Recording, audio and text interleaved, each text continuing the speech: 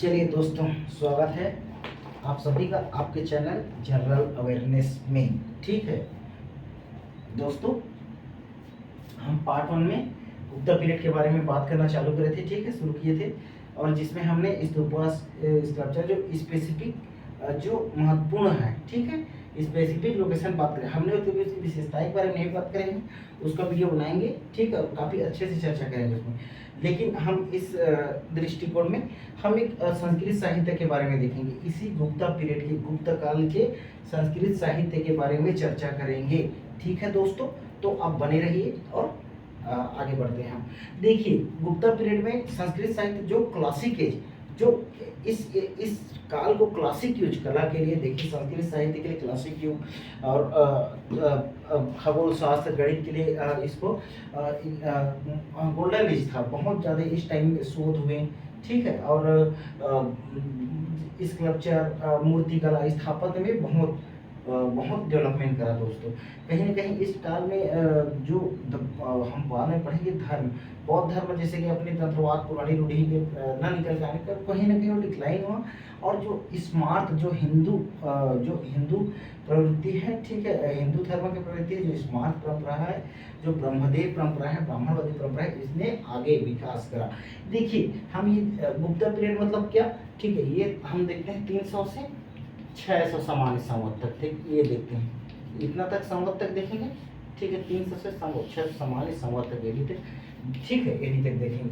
तो इसमें गुप्ता पीरियड से पहले देखें, जैसे प्रथम शताब्दी में क्या होगा, प्रथम शताब्दी पूर्व के टाइम में देखो, एक संस्कृत के, अपन संस्कृत साहित्य देख रहे हैं हम लोग, तो एक महान कवि थे कौन, अशोक। ये क्या कर रहे थे, ये पहली शताब्दी में गद्य और पद्य दोनों विधाओं में, ठीक है, दोनों विधाओं में लोकप्रिय थे, और ज़्यादा लोकप्रिय गद्य में था, दोनों में लिखते थे दोनों, ठीक है। ये और इसी टाइम, इसी के समय, जो ये प्रथम शताब्दी के ही पूर्व में, ठीक है, इसमें क्या है ना, प्राकृत जो लेखन के लिए, जो बोलचाल के लिए, जो प्राकृतिक भाषा, जो प्राकृतिक शैली का प्रयोग किया जाता था, ठीक है। इसके बाद गुप्ता पीरियड में संस्कृत के ऊपर बढ़ा। इससे पूर्व में जो प्राकृतिक भाषा कही गई, जैसे कि महाराष्ट्री, सौरसेनी, मगधी, इनमें अभ्रंश शैली का भी प्रयोग होता था, अभ्रंश शैली का इसका प्रयोग होता था, ठीक है। और ये अब इस टाइम में क्या होगा, ये गुप्ता पीरियड में ये अभ्रंश शैली से जाकर अपना देसी स्वरूप में आने लगा, ठीक है, देसी अभ्रंश शैली में ही। ये पहले मगधी, महाराष्ट्री, सौरसेनी, मगधी के रूप में होता था, ये इसमें आने लगा, ठीक है। गुप्त काल में जैसे नाट्य शास्त्र आते, नाट्य शास्त्र, ठीक है, नाटक, ये नाटक गढ़े जाते थे इसमें। तो इसमें जो कैरेक्टर दिया जाता था, चरित्र दोस्तों, चरित्र, इनको सम्राट, राजा, इनको उच्च चरित्र, जैसे कि मंत्री को, और दास, नौकर और स्त्री, उनका पर्सपेक्टिव है इस टाइम का, ठीक है, लेखकों का, इनको निम्न चरित्र बोलते हैं। तो उच्च चरित्र क्या करते थे, संस्कृत का प्रयोग करते थे बोली चाल उनके लिए, ठीक है, उनके लिए लेखन कला में, और नीचे चरित्र के लिए ये अपभ्रंश शैली का प्रयोग करते थे, ठीक है, दासों, स्त्रियों के लिए। ये है गुप्त पीरियड का ही टाइम का, ये कुछ विशेषताएं हैं, ये थोड़ा ध्यान रखेंगे, ठीक है। हम आगे बढ़ेंगे इसमें। कवि जो उनके महान, जिनकी रचनाएं हुई हैं, जो महान कवि हुए हैं, जैसे इस टाइम में कालिदास हैं, ठीक है, तो इस पर हम आगे बढ़ेंगे, ठीक है। तो इतना एक बेसिक चीज़ है, इनको थोड़ा ध्यान रखना, इस टाइम का डेवलपमेंट, ठीक है। इस टाइम के डेवलपमेंट में और भी, जैसे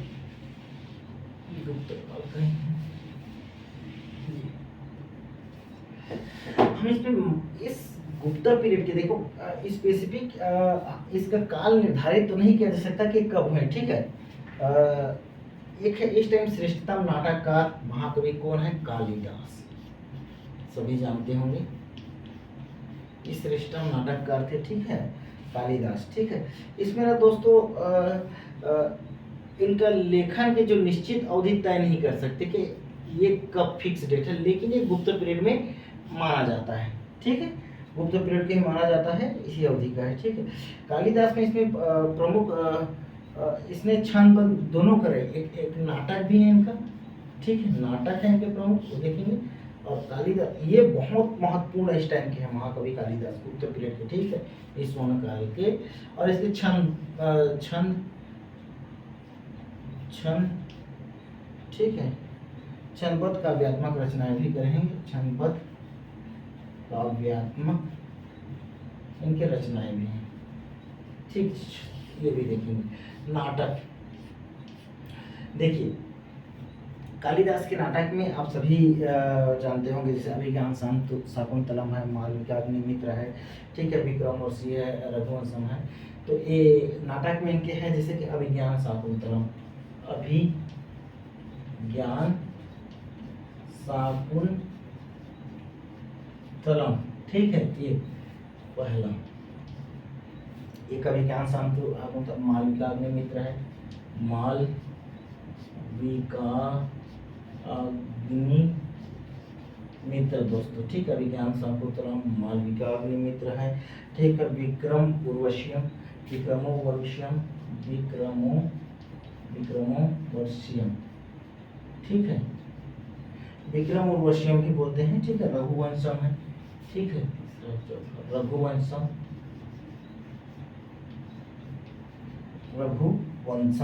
रघुवंशम, ठीक है, रघुवंशम, ये तीन है। ये रघुवंशम दोस्तों, ये छंदबद्ध काव्य है ना, ये छंदबद्ध काव्य है, ये तीन है, अभिज्ञान शाकुंतलम, इसके लिए सॉरी, मालविकाग्निमित्र और विक्रमोर्वशीयम, ठीक है, विक्रमोर्वशीयम। तो ये तीन महाकवि कालिदास के नाटक है, इसको अच्छे से याद रखना।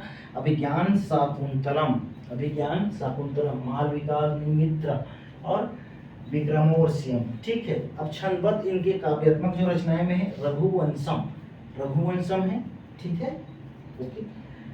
कुमार संभव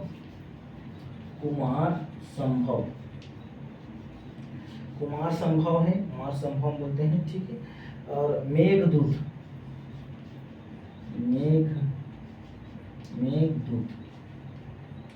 रघुवंशम, कुमार संभव, मेघदूत, ये छंद काव्य है, याद रखेंगे। नाटक अभिज्ञान शाकुंतलम, मालविकाग्निमित्र, विक्रमोर्वशीयम। छंदबद्ध रचनाएं में है रघुवंशम, कुमार संभव, मेघदूत, ये है। इनको जो है संस्कृत जो ये संस्कृत साहित्य का अनुपम धरोहर है हमारे कालिदास जी, ठीक है। इनके प्रणय, सौंदर्य, बोध आज भी अभिज्ञान शाकुंतलम ये फॉरेन में, ठीक है, स्क्रिप्चर हुआ है। सौंदर्य बोध का पूर्ण रूप से क्या वर्णन मिला है। इनकी शैली को क्या बोलते हैं हम लोग, बार वैदर्भी शैली। इनकी शैली है ना कालिदास की, इसको बोलते हैं बार वैदर्भी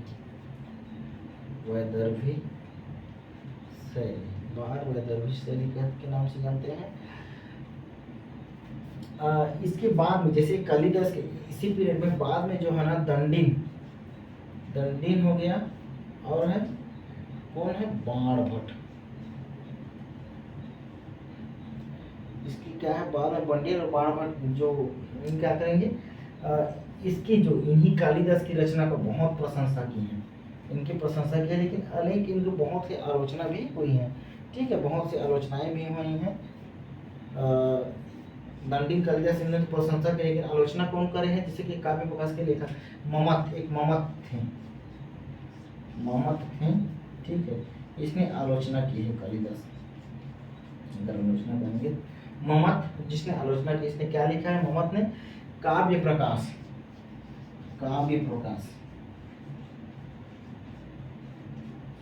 ममत काव्य प्रकाश के लेखक है, इसने आलोचना करी है कालिदास के लेखन को। दंडीन, बाणभट्ट, इन्हें बहुत लोगों ने आज तक इनका प्रशंसा ही होता है, ठीक है, प्रशंसा की है।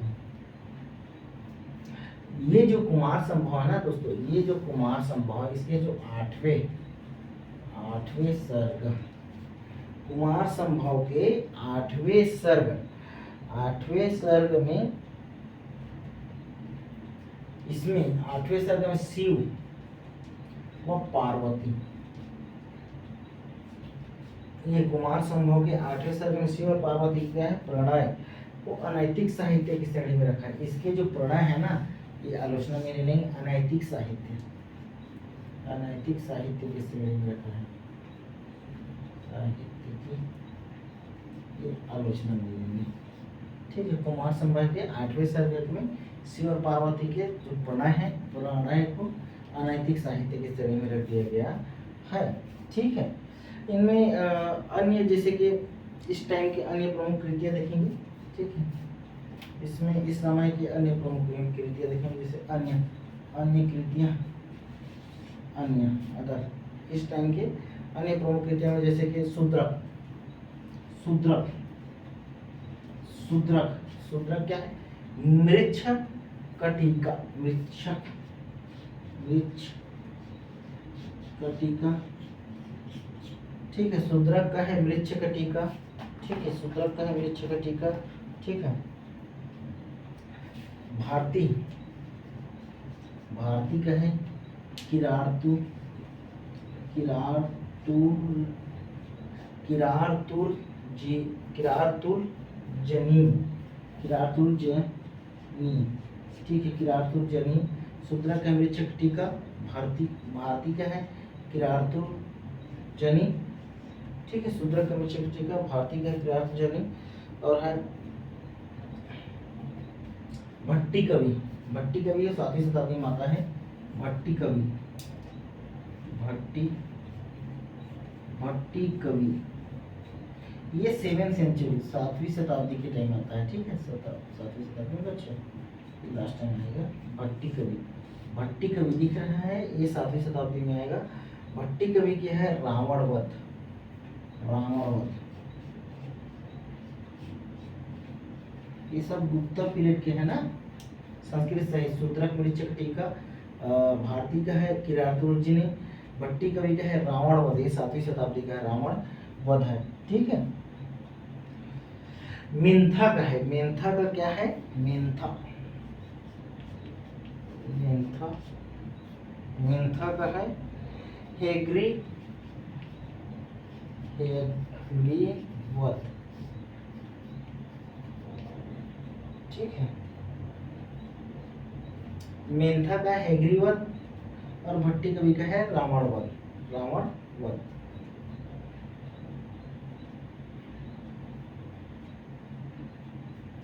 इस टाइम के जितने भी ये सब काव्य है ना, शास्त्र संभव जो काव्य की अनुभूति करा रहे थे, जितने भी लोग कर रहे थे काव्य, इसका मुख्य उद्देश्य क्या था? शास्त्र संभव दृष्टिकोण कर रहा था। और इसमें काव्य दो और चीज देखेंगे इसमें, इतना ठीक है।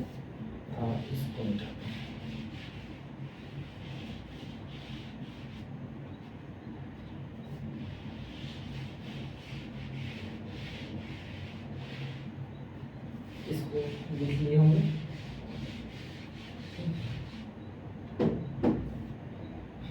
और है काव्य अलंकार है भामा, भामा इनका है काव्य अलंकार, काव्य अलंकार, ठीक है। भामा का है काव्य अलंकार, दंडिन का है काव्यादर्श, दंडिन का है काव्यादर्श, भामा का है काव्य अलंकार। ये पूरा पीरियड 300 से 600 के बीसी के देख रहे हैं, गुप्ता पीरियड को 300 से 600 बीसी को देख रहे हैं। जितने भी ना दोस्तों, ये इसी समय, इसी काल में हम देखते हैं जो पुराण, जो जितने भी पुराण हैं, ठीक है, जो मुख्य पुराण है, जो रामायण है, रामायण है, पुराण है, महाभारत है, महाभारत है, ये रामायण पुराण महाभारत इसी काल के हैं, सब गुप्त काल के हैं, गुप्त पीरियड के हैं, गुप्त पीरियड के हैं।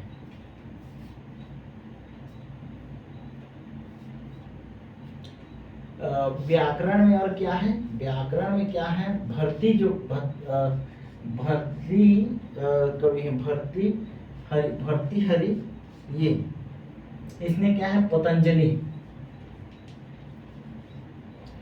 पतंजलि के महाभाष्य पर टीका करी है, महाभाष्य, महाभाष्य पर प्रसिद्ध टीका करेगा ये, प्रसिद्ध टीका, ठीक है। व्याकरण भर्ती कवि प्रसिद्ध टीका ये। और इसमें है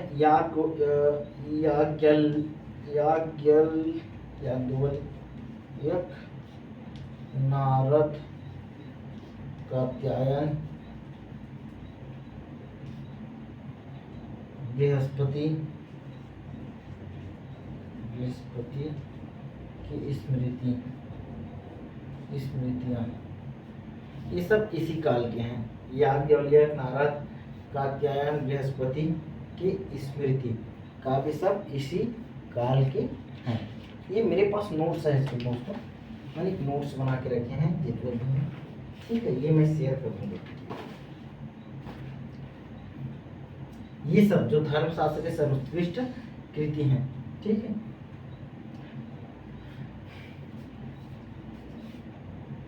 मैं इधर में जा रहा हूँ।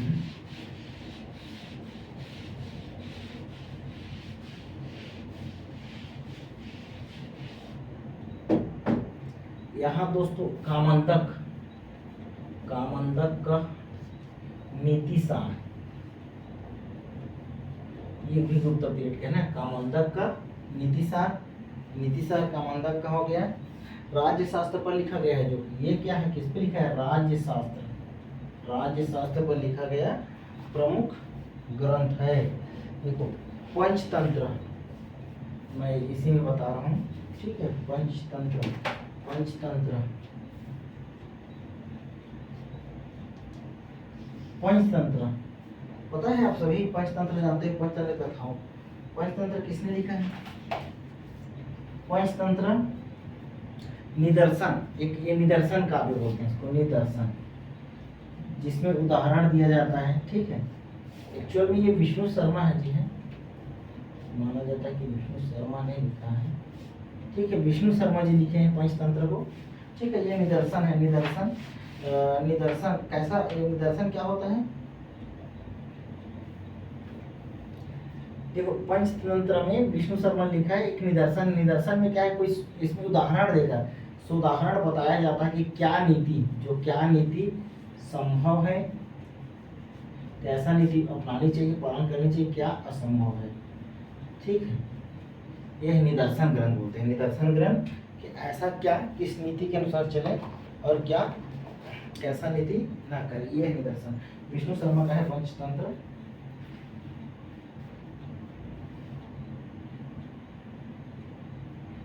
ये वकाटक, ये पंचतंत्र वकाटक साम्राज्य का है ना, वकाटक ये साम्राज्य, इसका वकाटक साम्राज्य से संबंध रखता है, इससे संबंध,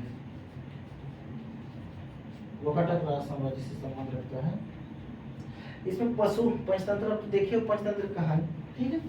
इसमें पशु प्रॉपर, ये देखिए नोट से मैं इसका लिखा है, जिन्हें पशु की अहम भूमिका होती है, जो कि गद्यात्मक रचना, लेकिन बीच बीच में कुछ अत्यंत लोकप्रिय और सुलभ पाए जाएंगे, ठीक है। गुप्ता युग में क्या है, दार्शनिक ग्रंथों में सभी संप्रदायों के बीच चल रहे बौद्धिक प्रतिबद्धता का निरूपण होता है, कि जो दार्शनिक, जो फिलोसफिकल होते हैं ना, इसमें भी जो सभी धर्म, दार्शनिक मतलब सभी धर्म, मतलब किस चीज के, ठीक है, शैव रहेगा, वैष्णव रहेगा, जैन रहेगा, बौद्ध, ये सारे धर्म है ना। शाक्त संप्रदाय भी है, शाक्त संप्रदाय है, देवी जिसको शाक्त संप्रदाय, ये सारे में, ठीक है।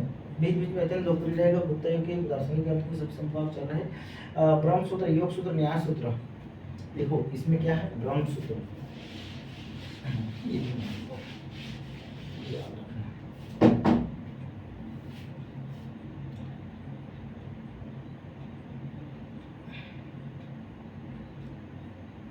ब्रह्म सूत्र, योग सूत्र, न्याय सूत्र के माध्यम से बौद्ध, जैन और विचारधारा ब्राह्मणवाद ने एक बार फिर चुनौती दी। किसमें, ये ब्रह्म सूत्र क्या है, ब्रह्म सूत्र, ठीक है, ब्रह्म सूत्र है, योग सूत्र, न्याय सूत्र, ये ब्राह्मणवाद, ब्राह्मणवाद जो स्मार्त धर्म है या हिंदू धर्म, इसने फिर एक बार चुनौती देंगे किसको, जैन, जैन धर्म को और बौद्ध धर्म को, ठीक है। ब्रह्म सूत्र, योग सूत्र, न्याय सूत्र से ब्राह्मणवाद ये ग्रंथ ही है, इसमें जैन बौद्ध धर्म को ये लोग चैलेंज करेंगे, चुनौती देंगे। इस काल में लिखा गया सांख्य, ईश्वर कृष्ण ने सांख्य दर्शन, सांख्यारिका क्या है, सांख्यारिका, सांख्यारिका किसने लिखा, ईश्वर कृष्ण, ईश्वर कृष्ण, सांख्यारिका ईश्वर कृष्ण ने, ये क्या है, सांख्य दर्शन, सांख्य दर्शन का विश्व विश्लेषण, जो कि 4वीं शताब्दी, ये 4th सेंचुरी, ठीक है। सांख्यारिका ईश्वर कृष्ण, सांख्य दर्शन 4वीं शताब्दी, ठीक है, ये याद रखना। पतंजलि का योग सूत्र, तो मैं बता रहा हूँ,